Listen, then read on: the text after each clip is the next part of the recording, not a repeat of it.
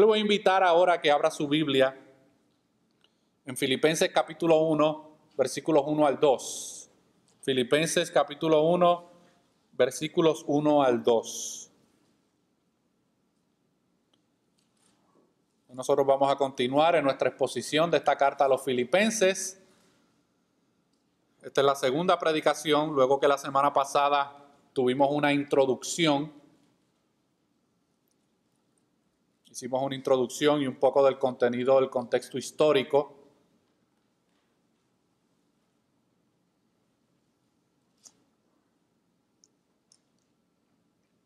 Filipenses capítulo 1, versículos 1 al 2. Y le hemos puesto, hermano, al nombre de esta enseñanza, el saludo de un prisionero en Cristo. El saludo de un prisionero en Cristo. Muchas veces, la parte de una carta que nosotros le prestamos atención, casi siempre, muchas veces la parte de una carta que menos le prestamos atención es la parte introductoria de los saludos. Cuando nosotros nos escriben una carta, nuestra reacción natural es rápido ir a lo que nosotros queremos leer de la carta. ¿Es o no es? Buscamos el contenido sustancial. Todo ese protocolo de saludos a nosotros no nos interesa. Nos interesa, hermano, llegar al punto medular de esa carta que estamos leyendo. Y tanto al escritor de una carta como al lector de una carta, muchas veces no le ponen énfasis al contenido y al significado de las palabras que usan al comenzar una carta. Todo el mundo quiere llegar al punto importante de la carta, porque es en ese punto donde está lo que ellos quieren leer. Y por alguna razón, esa es la misma actitud que muchas veces nosotros llevamos cuando abrimos una carta del Nuevo Testamento y queremos ir rápido al contenido sustancial y simplemente pensamos que los saludos que están en la carta no son igual de inspirados que el resto del contenido de la carta, hermano. Acuérdense que uno de nuestros valores doctrinales es que nosotros creemos que toda la Escritura es inspirada por Dios. Entonces, cuando nosotros vayamos a abrirle una carta de la Biblia, nosotros tenemos que también prestarle atención aún a los saludos, porque en los saludos hay muchas verdades bíblicas que Dios quiere comunicarnos a nosotros. En los tiempos antiguos, las primeras palabras y las primeras oraciones de una carta tenían un peso y una importancia muy alto. ¿Por qué? Eso se debe a que en las primeras palabras y en las primeras oraciones de una carta se establecía en muchas ocasiones el tono o el carácter que iba a tener esa carta. Usted sabía por las palabras iniciales cómo iba a ser el tono de esta carta. Y en este caso, cómo iba a ser el tono del apóstol Pablo al dirigirse a estas iglesias. Usted sabe que en la carta a los en la carta a los Gálatas es una de las pocas cartas donde Pablo no tiene palabras de saludo. Simplemente entra directo al tema, hermano. Pero en las demás cartas que el apóstol Pablo escribió, hay unas palabras de saludos que nosotros debemos prestarle atención. Muchas veces nosotros como cristianos aprendemos y memorizamos ciertas partes y ciertos versículos de una carta. Casi siempre se identifican con ciertos versículos que están en una carta y les restan importancia al contenido completo de esta. Y esto es lo que yo le llamo el síndrome de versiculitis selectivus. Versiculitis selectivus. Vamos a la Biblia y simplemente escogemos qué textos son los que nos llaman la atención y esos son los que queremos entender. Y nos apropiamos de esos versículos, hermano, y los hacemos parte de nuestra vida. El resto del contenido no me interesa, pero ese versículo, ese es mi versículo lema. Ese es mi versículo clave en mi vida. Le voy a dar algunos ejemplos, hermano, y yo también he hecho esto, no los estoy acusando a ustedes nada más. Yo también he padecido de este síndrome de versiculitis selectivus. Pero, por ejemplo, usted ve personas que dicen, mi verso preferido de la carta a los filipenses es estando persuadido de esto, que el que comenzó en vosotros la buena obra la perfeccionará hasta el día de Jesucristo. ¿Cuántas veces no hemos escuchado a personas decir, este texto habla a mi vida? ¿Y el resto de la carta? ¿O es que ese es el único versículo que está en Filipenses. Otros dicen muy románticamente, porque para mí el vivir es Cristo, pero el morir es ganancia. Eso es fácil decirlo fuera de una prisión. Pero cuando Pablo escribe esto, hermano, él está atado en una prisión. Es muy fácil enamorarnos de ese versículo sin tener en cuenta todo el contexto de por qué Pablo dijo eso. En otras ocasiones nos ponemos muy sentimental y decimos, haya pues en vosotros este sentir que hubo en Cristo Jesús, el cual siendo en forma de Dios, no estimó el ser igual a Dios como cosa a que aferrarse. Y el más conocido hoy en día, y el más sacado fuera de contexto, todo lo puedo en Cristo que me fortalece. Y bajo ese texto, hermano, decimos un sinnúmero de cantinfladas que no están conectadas al contexto. Así que cuando nosotros nos estemos acercando a estos versículos que vamos a ver en el desarrollo de esta carta, es mi oración, hermano, que los podamos entender dentro del contexto en el cual fueron escritos. Porque créame que su vida y su entendimiento va a ser transformado. Usted no va a volver a ver esos versos de la misma manera. Ahora hay unos datos importantes antes de entrar de lleno a los versículos 1 y 2 que nosotros tenemos que tener en cuenta y tenemos que saber para poder entender un poquito más del contexto de esta carta. Número 1, Pablo estaba en prisión cuando él le escribe esta carta a los creyentes en Filipo. Él estaba en una cárcel, hermano. Esto es lo que se conoce como una de las cartas desde la prisión. Número 2, a través de esta carta, Pablo quería expresar su gratitud por la ofrenda que había recibido por parte de los filipenses mientras él se encontraba en prisión. Acuérdense que las prisiones de antes no son como las de ahora. Aquí alguien lo mete en preso y el gobierno los mantiene. Les da comida, les da ropa, les da sus necesidades básicas. En aquellos tiempos, hermano, si alguien no se preocupaba por ese preso se moría de hambre en esa cárcel. Y yo sé que en muchos países de nosotros también es así. La gente la mete en presa y tienen que ir los familiares todos los días a llevarle comida.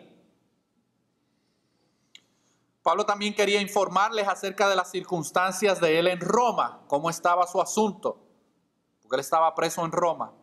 También quería exhortarles a que tuvieran gozo y mantuvieran la unidad.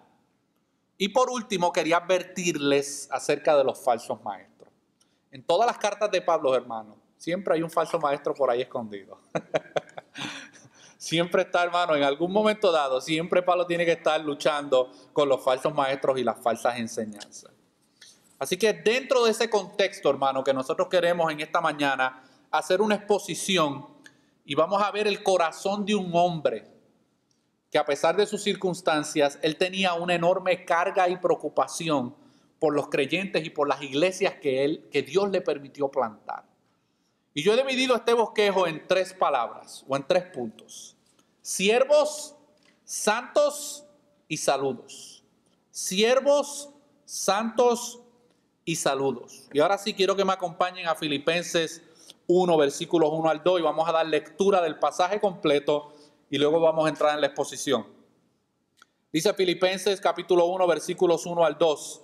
Pablo y Timoteo, siervos de Jesucristo, a todos los santos en Cristo Jesús que están en Filipos, con los obispos y diáconos, gracia y paz a vosotros, de Dios nuestro Padre y del Señor Jesucristo.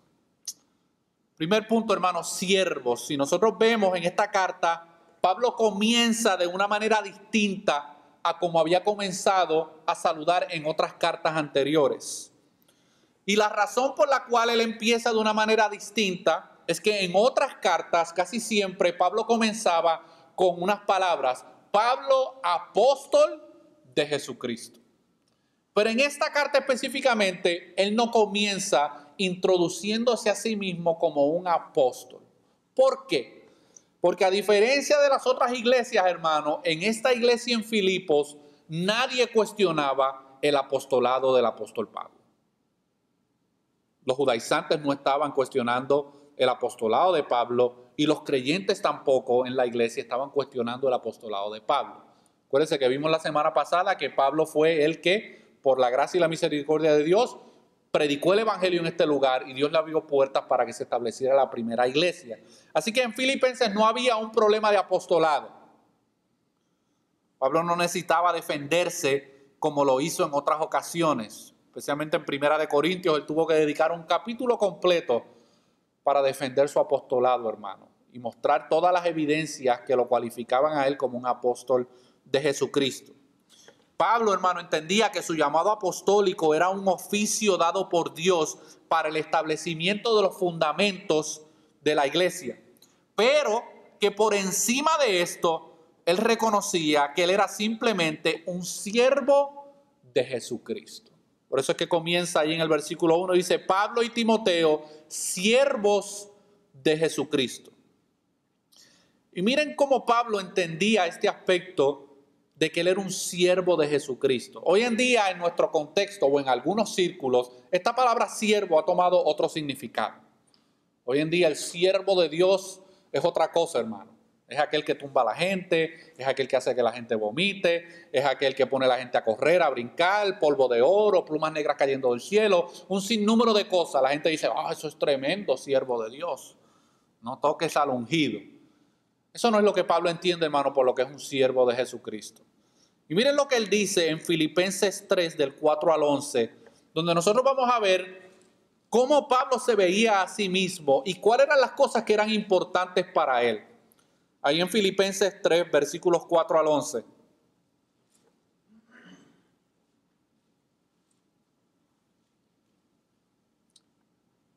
Filipenses capítulo 3, versículo 4 al 11.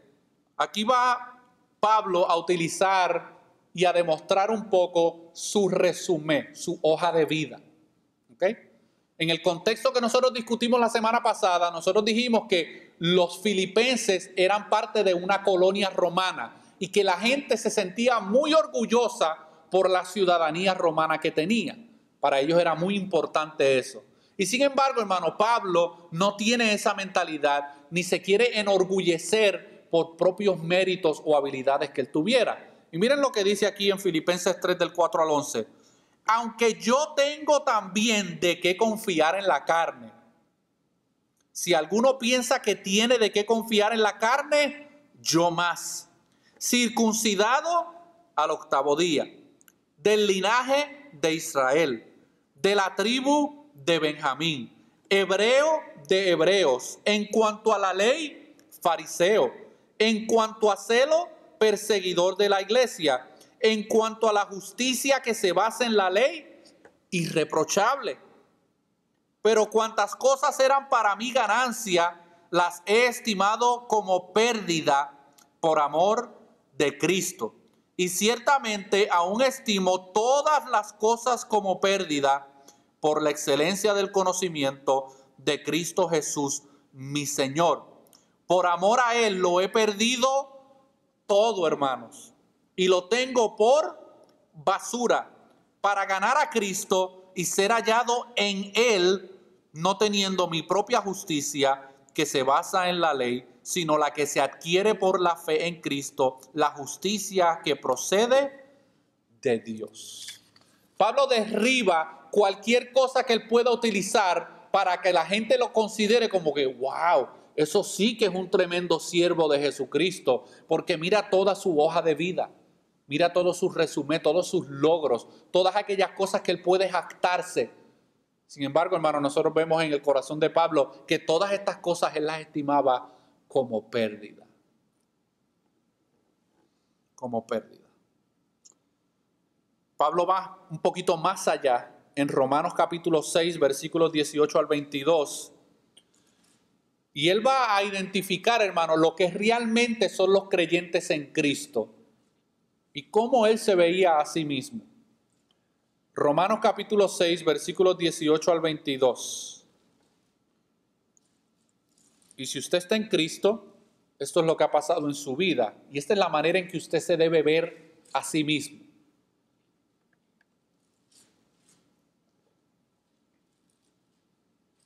Romanos capítulo 6, versículos 18 al 22.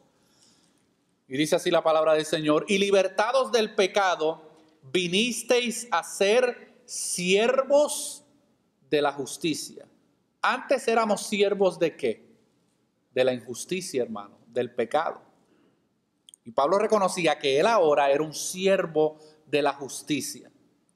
Hablo como humano por vuestra humana debilidad, que así como para iniquidad presentasteis vuestros miembros para servir a la inmundicia y a la iniquidad, así ahora para santificación presentad vuestros miembros para servir a la justicia. Mire, hermano, antes Pablo presentaba sus miembros para hacer ¿qué? Para perseguir a la iglesia, para destruir a la iglesia.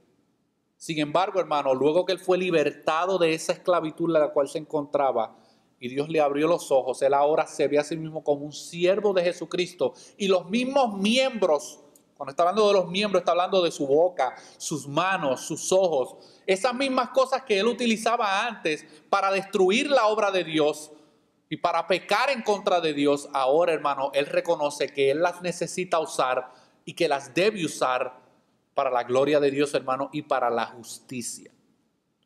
Y dice en el versículo 20, porque cuando eras esclavos del pecado, eras libres acerca de la justicia. Pero ¿qué fruto teníais de aquellas cosas de las cuales ahora os avergonzáis? Usted sabe que cuando el pecador vive una vida de pecado y viene a Cristo, por lo general, lo natural es que esa persona se sienta avergonzada de las cosas que hacía en el pasado. Si usted profesa ser creyente en Cristo y usted no se avergüenza de su pasado, usted necesita evaluarse a sí mismo, hermano. Pero el verdadero nacido de nuevo le da vergüenza ajena recordarse de las cosas que hacía y reconoce, hermano, que ahora es un siervo de la justicia. Pero Pablo continúa y termina diciendo, porque el fin de ellas es muerte. Mas ahora, habéis sido libertados del pecado y hechos siervos de Dios. Y tenéis por vuestro fruto la santificación y como fin la vida eterna. ¿Cuál era el fruto de nuestra vida de pecado antes? La muerte. Pero ahora, hermano, como hemos sido hechos siervos de Dios, el fruto de nuestra vida es la santificación que Dios lleva a cabo en nuestros corazones día a día. Y Dios solamente hace eso con aquellos que ahora son considerados siervos de justicia. En 1 Corintios capítulo 6, versículo 20, Pablo va a decir unas cosas, hermanos, que yo creo que debemos meditar en ellas. 1 Corintios capítulo 6, versículo 20, miren lo que Pablo dice. Usted sabe que nosotros los seres humanos padecemos de soberanía aguda, ¿verdad que sí? Ok. Y nosotros creemos que nosotros tenemos ciertos derechos y que hay cosas de las cuales Dios no tiene ningún business whatsoever metiéndose en ellas. Así somos nosotros. Pero miren lo que dice Pablo en 1 Corintios 6:20. Porque habéis sido comprados por precio. Le voy a decir algo, espero que no se me ofenda. Usted y yo antes de estar en Cristo pertenecíamos al mercado de esclavos de Satanás. No sé si usted ha visto en algunas películas los mercados de los esclavos, que los tienen en una jaula metidos. Así era nuestra vida antes de Cristo, hermano. Estábamos esclavos, enjaulados en el pecado. Y para que un esclavo pudiera salir de esa jaula, necesitaba ser comprado por alguien, hermano, por un amo. Y en este caso, Pablo identifica que nosotros hemos sido comprados por precios. Nosotros antes éramos esclavos del pecado y ahora hemos sido comprados, hermano, para ser siervos de la justicia de Dios. Pero él continúa diciendo, glorificad pues a Dios en vuestro cuerpo y en vuestro espíritu, los cuales son de Dios, hermano. Aquí no hay autonomía. Nosotros no podemos decir, no, yo mi vida espiritual, mi vida interna se la doy a Dios, pero los apetitos de mi carne, no, esos son míos. Ahí Dios no tiene control sobre ellos, Dios no gobierna sobre ellos. No, hermano. Nosotros fuimos comprados en una totalidad. Tanto nuestra vida espiritual como nuestra vida carnal le pertenece a Dios. Nosotros no tenemos, hermanos, derechos para dejar a Dios ausente de ciertas áreas de nuestra vida. Hay personas que dicen, no, yo soy cristiano y yo someto mi vida a Dios en cuanto a lo que tiene que ver con la iglesia. Pero mi familia y la manera en que yo crío a mis hijos o la manera en que yo decido en mi hogar, no, ya ahí Dios no tiene. Ahí Dios se queda en la puertita y esperándome. No funciona de esa manera, hermano. Nosotros hemos sido comprados por precio de sangre. Todo lo que nosotros tenemos, todo lo que nosotros somos, le pertenece a Dios. Lamento haberte reventado el globo de la autonomía independiente. El único soberano, hermano, sobre nuestras vidas es Dios. Y tanto Pablo como Timoteo, ellos no se consideraban simplemente siervos de la iglesia, ellos no se consideraban siervos de Roma, ni de cualquier persona o cualquier institución. Ellos se consideraban a sí mismos simplemente como siervos de Jesucristo. Y los siervos solo tenían una motivación en sus vidas, y esa era servir y agradar a sus amos, hermano. Los siervos no reclamaban sus derechos. Como nosotros a veces, hermanos, llegamos a pensar a veces. No, es que yo tengo derecho a ser feliz. ¿Really? ¿De verdad? No estoy diciendo que en Cristo no hay felicidad, hermano. Claro que hay felicidad. Pero nosotros hemos adoptado, hermano, una mentalidad del mundo, de secular, y creemos que nosotros tenemos un sinnúmero de derechos, hermano, sobre nuestra vida. El único derecho, hermano, que nosotros tenemos en estos momentos como cristianos es servir y agradar a nuestro Dios. Ahora, yo estoy consciente que no todo el tiempo esto pasa. Tampoco me voy a parar aquí a proyectar, hermano, como que yo constantemente en mi vida estoy sirviendo y agradando a Dios. No, hay momentos en mi vida donde también mi carne quiere hacer lo que quiere hacer. Miren lo que dice Lucas 17, del 7 al 10, porque aquí Jesucristo va a dar un recordatorio a sus discípulos acerca de quién realmente ellos son y cómo deben verse a sí mismos. Lucas 17, versículos 7 al 10. Lucas 17, versículos 7 al 10. Y dice así la palabra del Señor. ¿Quién de vosotros, teniendo un siervo que ara o apacienta ganado, al volver él del campo, luego le dice, pasa, siéntate a la mesa? Eso no se da, hermano. Está hablando del contexto de un siervo, de un esclavo, que está bajo el total control de un amo. Cuando ese siervo termina de hacer sus quehaceres, él sabe que el jefe no lo está esperando para decirle, vente, siéntate a la mesa aquí a comer conmigo. En tiempos antiguos eso no era como se daba, hermano. Los siervos tenían su propia vida aparte de la vida de los amos. Pero sigue diciendo el versículo 8. No le dice más bien, prepárame la cena, cíñete y sírveme hasta que haya comido y bebido. Y después de esto, come y bebe tú. En el versículo 9 dice, ¿acaso da gracias al siervo porque hizo lo que se le había mandado? Pienso que no. Así también vosotros, cuando hayáis hecho todo lo que os ha sido ordenado, decid, siervos inútiles somos, pues lo que debíamos hacer, hicimos, hermano. Esa debe ser la verdadera mentalidad de un siervo de Jesucristo. Y esta era la mentalidad del apóstol Pablo, hermano. Cuando él estaba en esa prisión, que estuvo varias veces en diferentes ocasiones, él no reclamaba sus derechos. No le decía a Dios, pero Dios mío, tú no me hiciste que apóstol. ¿Y por qué yo estoy aquí encerrado, sufriendo por la causa de Cristo? No habían reclamaciones, hermano. Pablo entendía que si le tocaba estar en la prisión por causa del evangelio, le tocaba y punto. No habían argumentos, hermano, no había cuestionamiento. Pero lo más interesante del texto, hermano, es que al final del día, cuando el siervo termina de hacer todo lo que su amo le había dado para que hiciera, ese siervo no puede entrar a su casa o a la casa del amo con un sentido de orgullo en su vida de que, Aquí voy a donde el amo para que el amo me dé las gracias por el servicio mío. Al contrario, hermano, el amo simplemente reconocía que él era un siervo inútil y que al que había hecho simplemente lo que tenía que hacer. Y hermano, aquellos que tienen de alguna manera el privilegio y el llamado de Dios de trabajar en el ministerio, debemos entender esto muy temprano. Porque de lo contrario se nos puede subir a la cabeza el llamado de Dios y el ministerio, hermano. Y creamos expectativas irreales. Y cuando la gente, los hermanos y las hermanitas bonitos y bonitas en la fe, no nos corresponden según las expectativas que nosotros nos pusimos, hermano, nos defraudamos. Y empezamos a reclamarle a Dios. ¿Pero y por qué?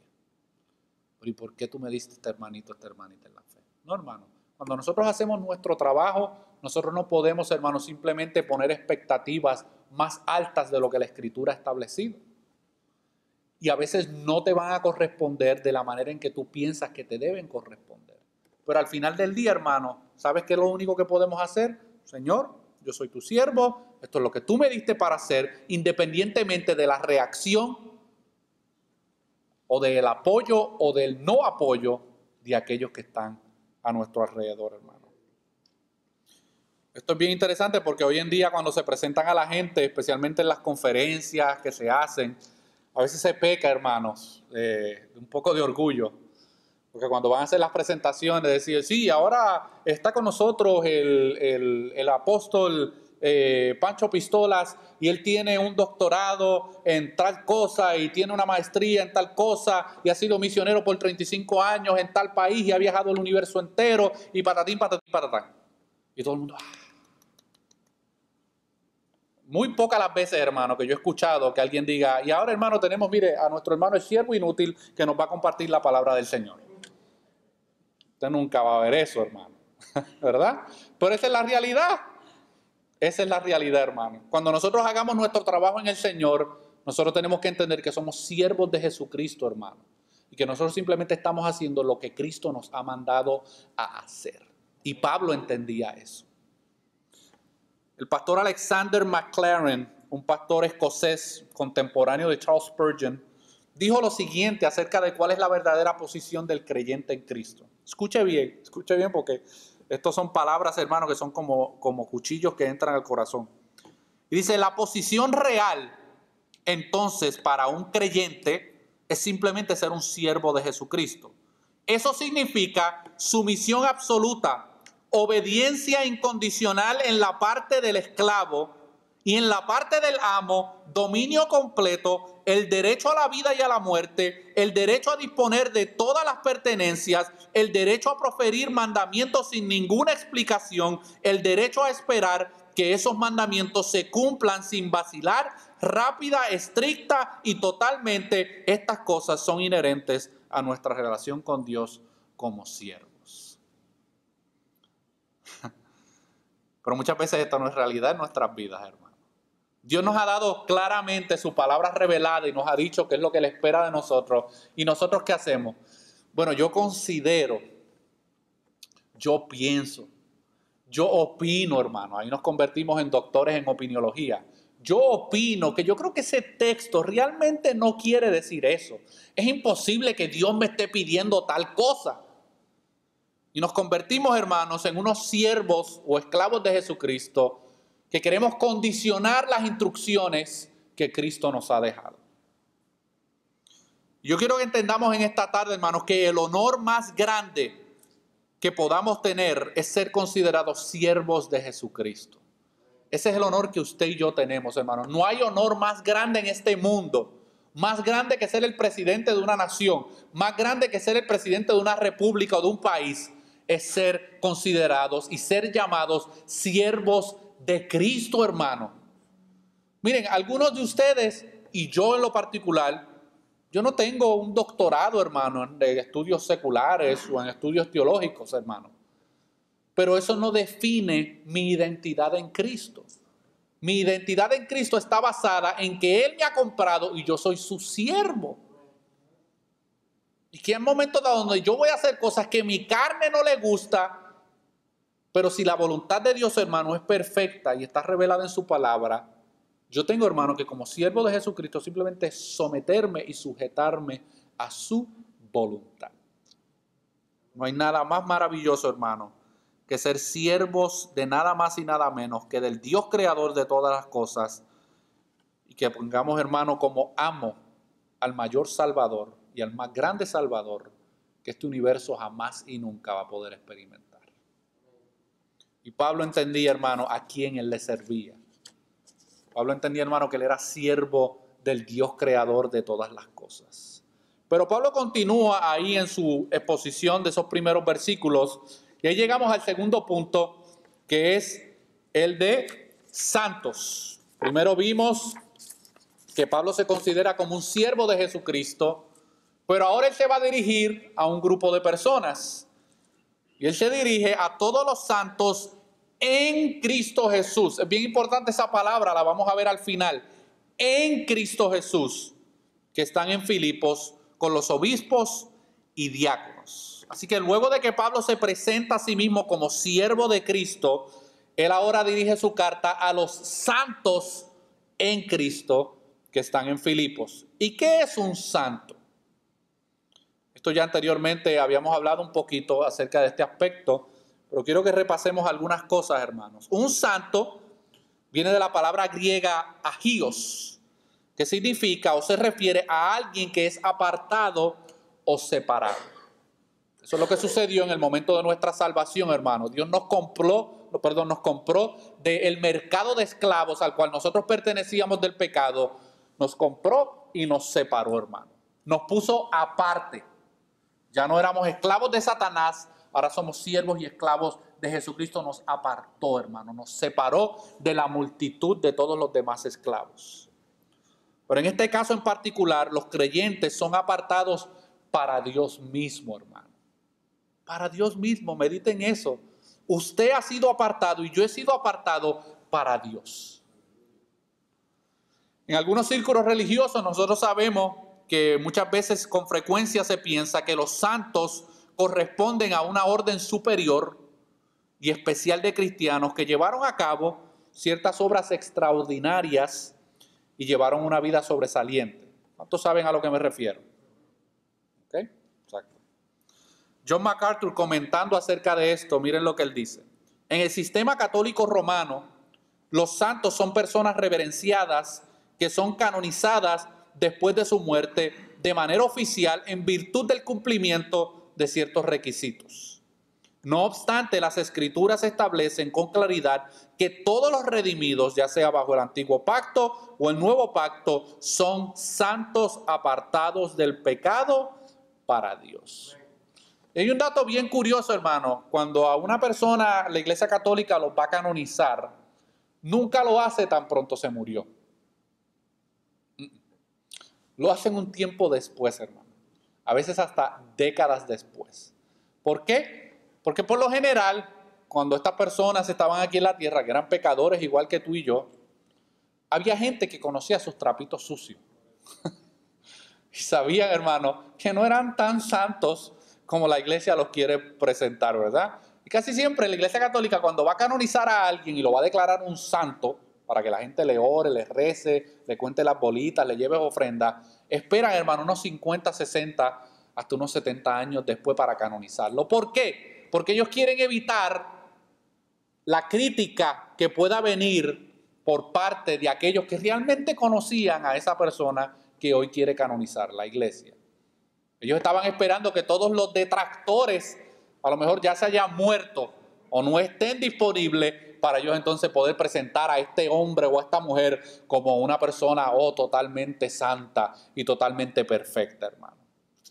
Así que ya sabe por qué cuando se muere alguien y lo canonizan esperan tanto tiempo para hacerlo. Pero en el caso de los creyentes, hermano, no funciona así. En el caso de los creyentes, en el momento en que Cristo salva a un pecador, en ese mismo instante es considerado un santo delante de Dios. Y yo sé que algunos de nosotros, hermano, por nuestra vida pasada, nuestros familiares o nuestras amistades o nuestros compañeros de trabajo no te van a ver como un santo.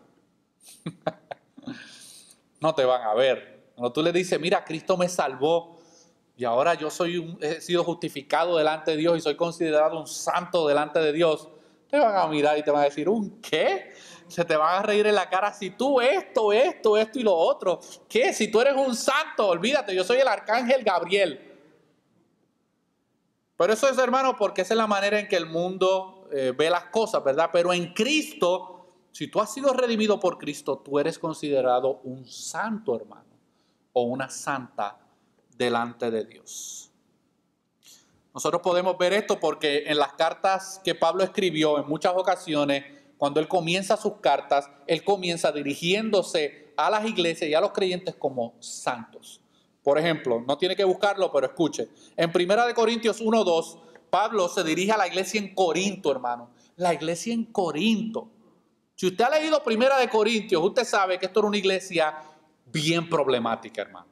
Había incesto, había borrachera, había mentira, había división, había abuso de los dones, había discrimen contra los pobres, había todo tipo de situación. Y sin embargo, miren cómo Pablo escribe y se dirige hacia ellos. A la iglesia de Dios que está en Corinto, a los santificados en Cristo Jesús, llamados a ser santos, con todos los que en cualquier lugar invocan el nombre de nuestro Señor Jesucristo, Señor de ellos y nuestro.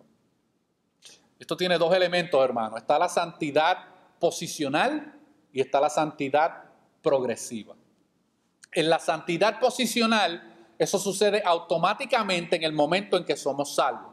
Pero luego sabemos que hay un proceso de santificación donde Dios continúa transformando nuestras vidas, hermano. Pero si no es por la santidad posicional que nosotros tenemos en Cristo en el momento de la conversión, ninguno de nosotros podría entrar en el reino de los cielos.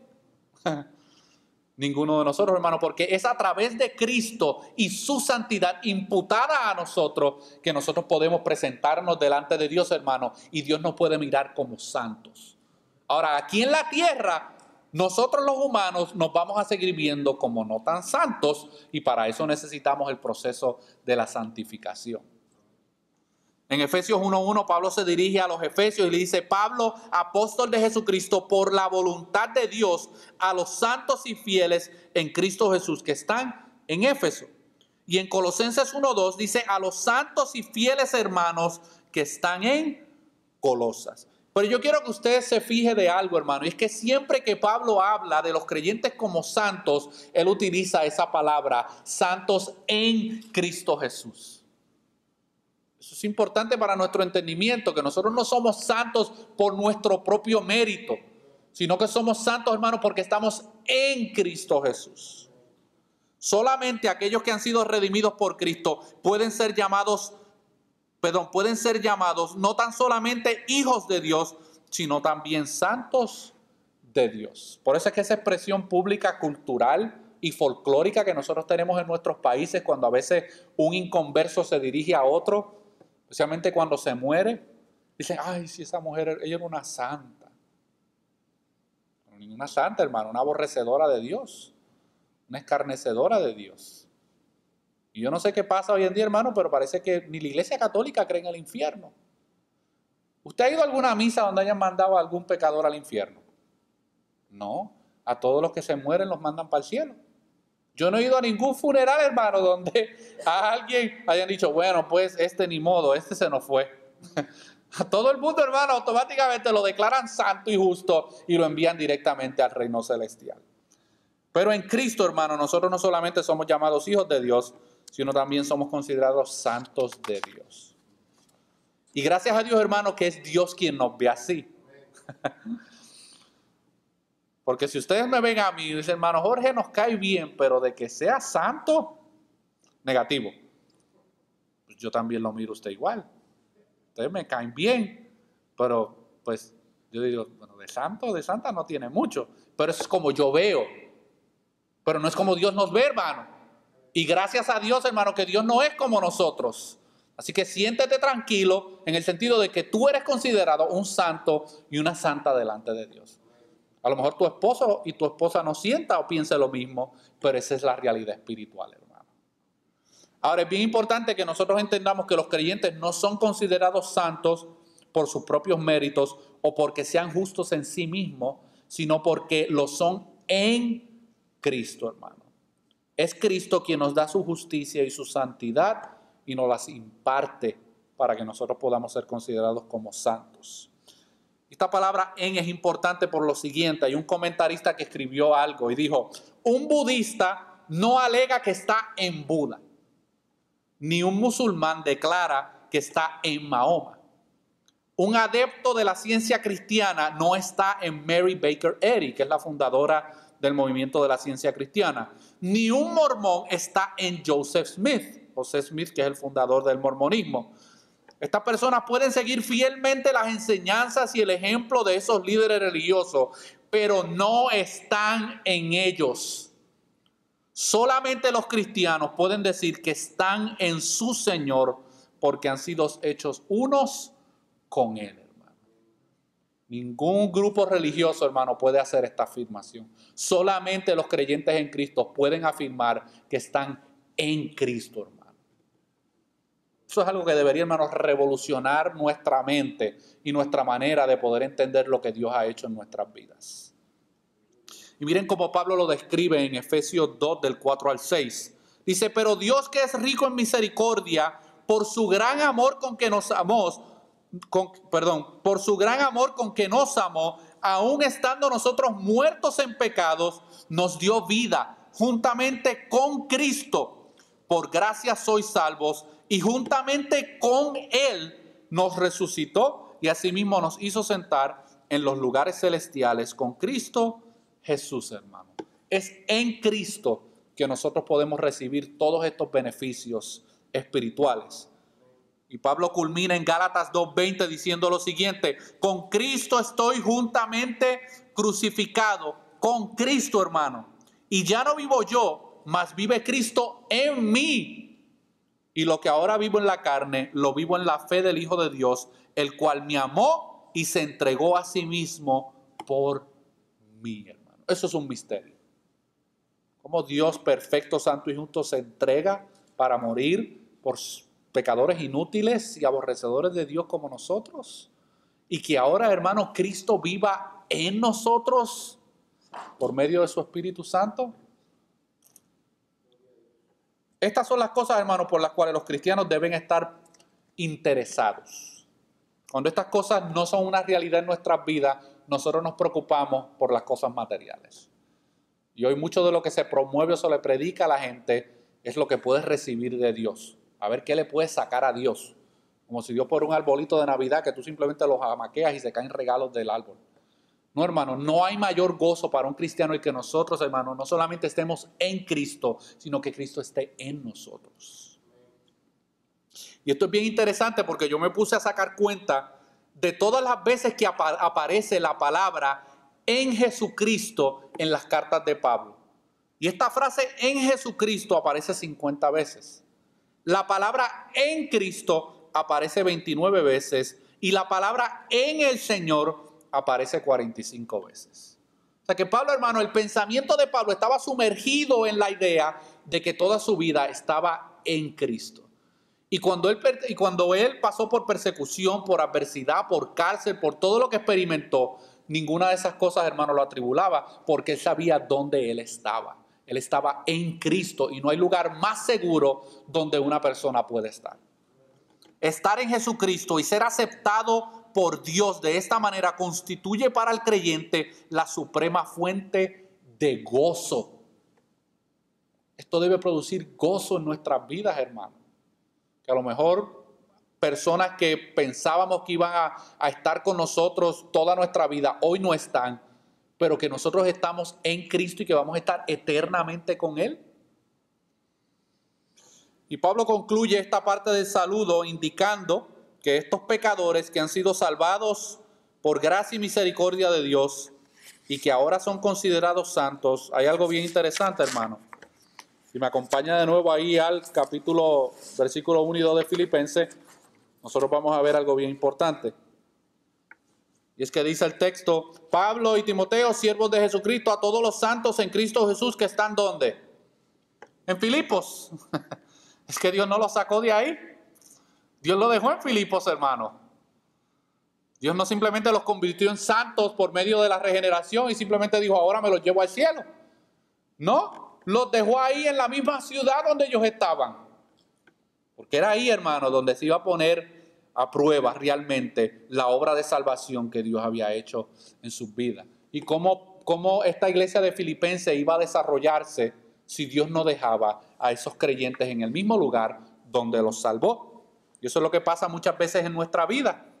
Dios nos salva y nos deja en el mismo contexto donde nos salvó, para que estemos alrededor de las personas que nos van a señalar, que van a dudar de nosotros, que nos van a criticar, que van a hacer señalamientos. Raulito cristiano y yendo a la iglesia. Imposible. Y algunos hasta vienen para confirmar si es verdad.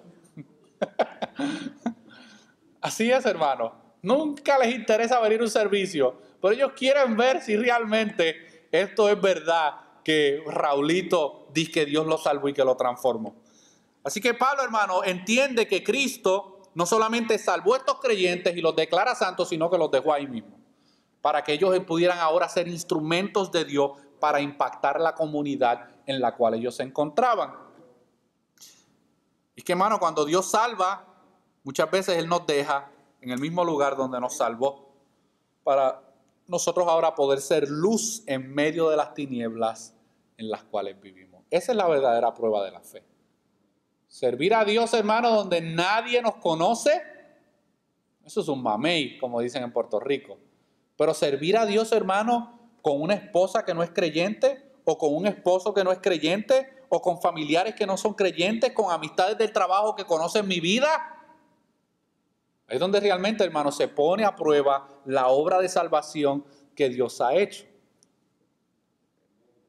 Dios no te salva y te da un cohete para que te lo pongas acá atrás y te desaparezcas de la faz de la tierra, hermano. No, Dios te va a dejar ahí para que tú recibas la crítica, recibamos la burla, el escarnio, recibamos, hermano, el desprecio, el cuestionamiento, porque Dios utiliza todas esas cosas para santificar nuestras vidas. Pero Pablo concluye en esa primera sección del versículo 1 que Cristo no solamente salvó a estos perdidos, estos pecadores, y ahora los declara santos, y no solamente los deja en Filipos, pero no los deja solos. Dice el texto que están en Filipos con los obispos y los diáconos, hermano. Acuérdense que esto es una iglesia ya establecida. Esto es una iglesia que ya tiene una estructura de liderato en su iglesia. La semana pasada nosotros vimos cuando Dios plantó esta iglesia, pero habían pasado varios años desde ese momento a cuando Pablo escribe esta carta. Y ya en esta iglesia, hermano, habían dos lugares de liderato establecidos, que es obispos y diáconos. Obispos es sinónimo de ancianos o de pastores. Así que esta iglesia, que no sabemos el número, pero lo más probable era una iglesia bastante grande en su número, ya tenía establecido ancianos, o lo que se conoce como obispos, y diáconos, hermano. Y esto es bien importante entenderlo porque Dios no deja a los creyentes desprovistos. Dios ha diseñado, hermano, un plan para una iglesia, para que esa iglesia local pueda perseverar y pueda tener comunión unos con otros dentro de un apoyo mutuo. Y eso incluye a personas que Dios ha puesto como líderes sobre esa congregación. Pero me llama la atención que solamente hay dos cargos: ancianos y diáconos, hermano. Usted nunca va a ver a Pablo escribiendo una carta apostólica dándole saludos a otros apóstoles. No lo va a ver. Siempre se dirige únicamente a los ancianos y a los diáconos, porque es que esas son las únicas dos oficios, hermano, que la iglesia local tiene para el establecimiento y el crecimiento de esa iglesia local. Yo no voy a entrar en detalle en el asunto del apóstol, hermano, pero solamente hay 12 apóstoles, ¿sabe? Si usted lee el libro de Apocalipsis, hermano, solamente hay 12 tronos para los 12 apóstoles. Los demás yo no sé qué van a hacer, van a tener que jugar a la sillita.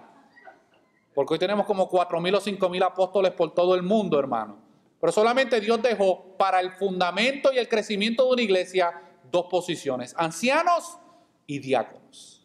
En algún momento dado podremos ver más a fondo este aspecto. Pero Dios no dejó a estos creyentes solos, hermano. Dios puso y llamó y capacitó a personas que pudieran servir, porque eso es lo que son los ancianos y los diáconos, hermanos. Son servidores de la iglesia local. Los ancianos y los diáconos, hermanos, no están para adueñarse de una iglesia local y ser simplemente unos dictadores sobre ella. Ellos están para servir a los hermanos y la iglesia local.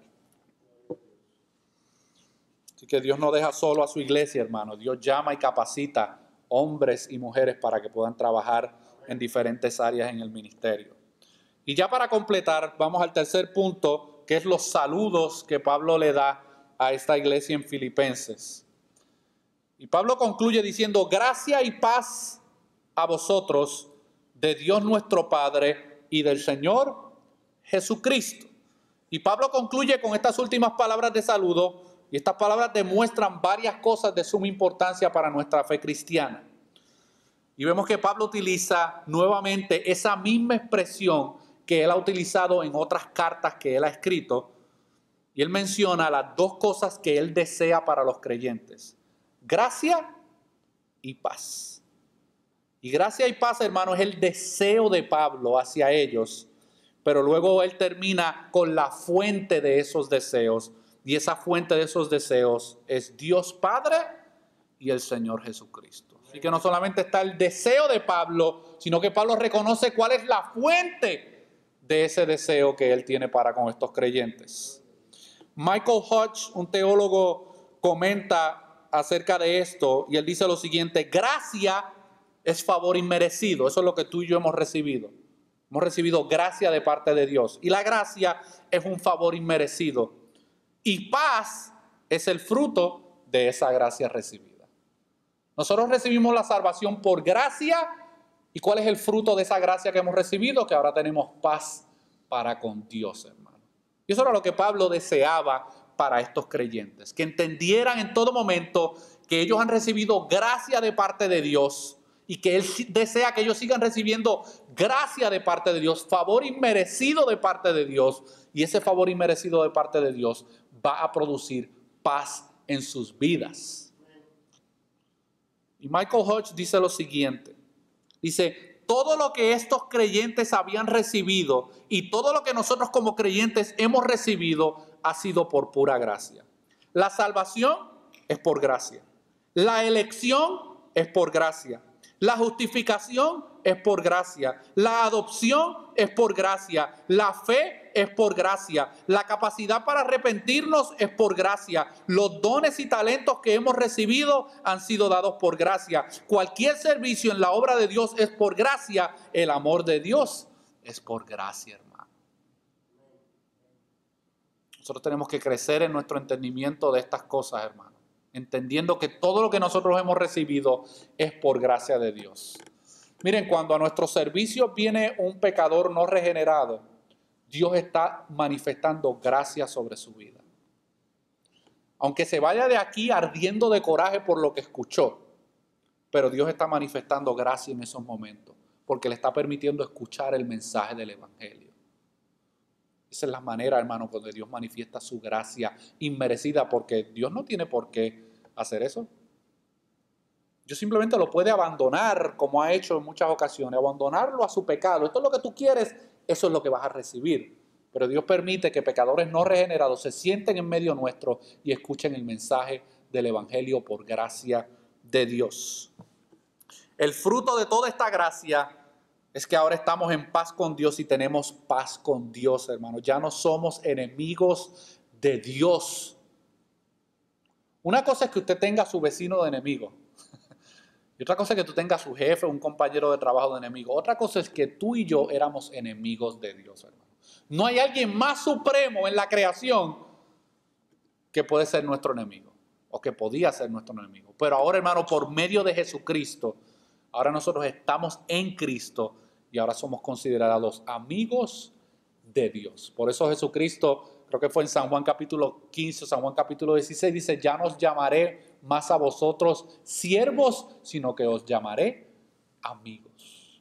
Y esto ha sido logrado, hermano, por medio de la obra de Cristo en la cruz. Ahora la fuente de la gracia y la paz solo pueden venir de Dios a través de la persona de Cristo. Es en Cristo y a través de Cristo que nosotros vivimos y existimos.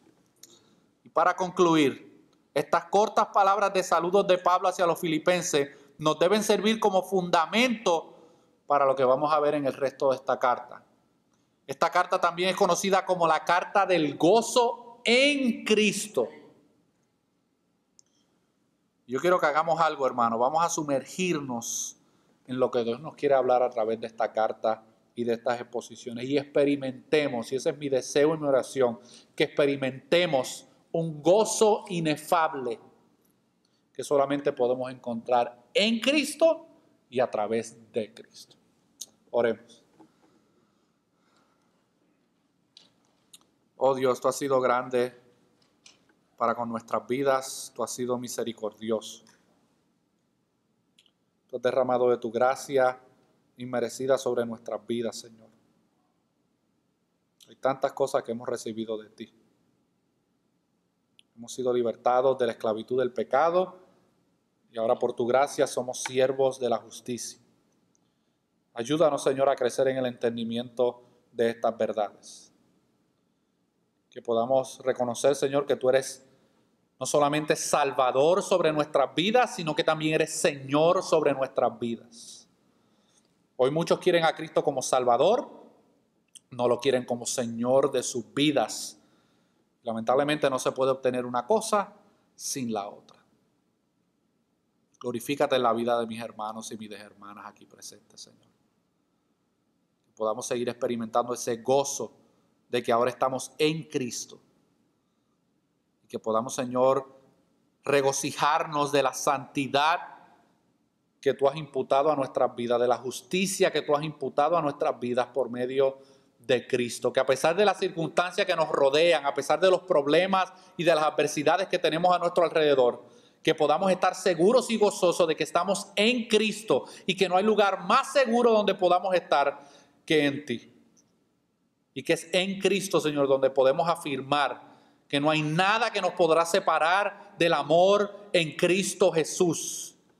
No hay prueba, no hay tribulación, no hay tormenta, no hay potestad, no hay hueste, no hay mano de hombre que nos pueda separar de ese amor que tú has manifestado para con nosotros, Señor. Si es que hay alguien, Señor, que necesita de esa obra de salvación en su vida, te pedimos, Señor, que tu palabra sea haciendo esa obra en los corazones, que tú destapes los oídos, que tú abras el corazón para que tu palabra pueda llegar y que tú puedas traer luz en medio de la oscuridad. Que podamos ver, Señor, el fruto de tu palabra sembrada en los corazones, Señor. Ayúdanos como congregación, Señor. Mira a los hermanos y hermanas que no están en estos momentos en medio nuestro, Señor. Que tu gracia también los alcance allí donde están, Señor. Si tú los has salvado, tú has de seguir obrando en sus vidas, Señor. Si tú los has justificado, tú los vas a santificar. Te damos gracias por todas tus bendiciones, Señor. Todo esto te lo pedimos en el nombre de tu Hijo amado Jesús. Amén y amén. Si tú no has confiado en Cristo como tu Salvador, estás tal vez cavilando, ¿verdad? A lo mejor no sabes si estás en Cristo. Ese es el día de salvación. El brazo de Dios no se ha cortado para salvar.